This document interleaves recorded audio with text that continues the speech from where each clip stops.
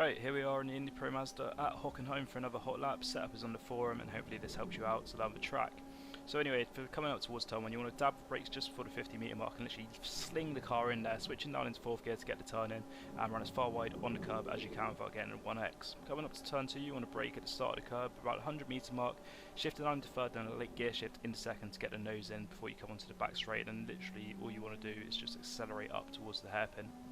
Once you're on the back straight, not sure how long it is, but it feels like an age if you're just doing a qualifying lap, but in the race this will be where moves are done. Regardless, coming up to the hairpin, you're going to want to brake at the start of the curb roughly on the left hand side. I do a late gear shift into 1st around the middle of the hairpin, and then as you exit it, it's going to be gradual on the throttle so you don't get any wheel spin and lose the rear of the car.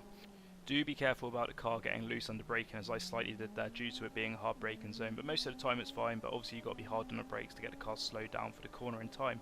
Coming up to the next section, this corner is just flat out, and the next one you want to look for the first curb on the right and then brake right at the end of it, shifting down into 3rd, then the late gear shift into 2nd to get the nose in once again, as I tend to always do.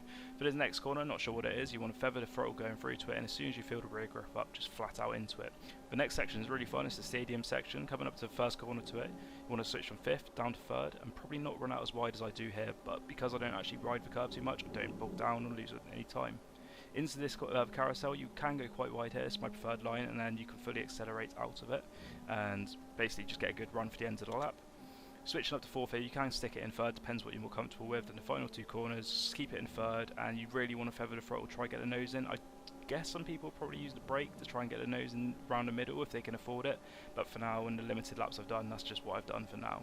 And this is a perfect example of how turn 1 can go wrong as well, but hopefully that lap's help, hopefully the setup is nice and stable and useful. Any feedback's welcome, but hopefully the week's fun and Hockenheim's a great track, so it should be good.